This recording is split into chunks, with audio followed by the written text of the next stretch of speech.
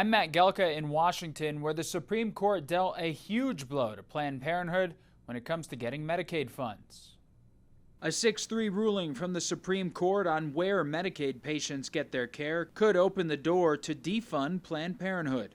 The 6 conservative justices blocked Planned Parenthood from suing South Carolina after the state pulled the provider's Medicaid funding in 2018. The 3 liberal justices dissented. You should have the freedom to decide what's best for you, not the government.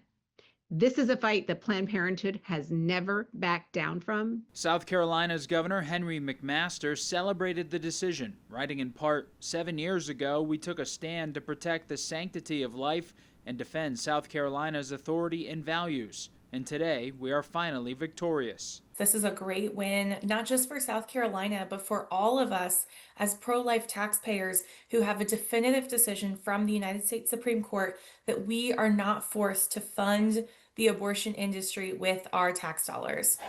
This chapter of the abortion rights fight centered around whether or not Medicaid patients could pick their own providers. Medicaid already can't provide funding for abortions, but South Carolina's decision to cut off all Medicaid money to Planned Parenthood and the court's decision to block lawsuits over the policy means other states could soon follow suit. Planned Parenthood says around half of their patients use Medicaid.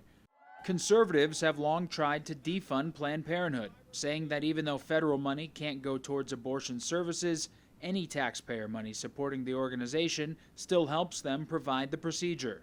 The House version of the Big Beautiful Bill in Congress has a provision that bars Medicaid funding for Planned Parenthood nationwide. In states where abortion is legal, that would in essence be a backdoor way of banning abortion. 3 other states, Texas, Arkansas, and Missouri, have already cut Planned Parenthood off from Medicaid.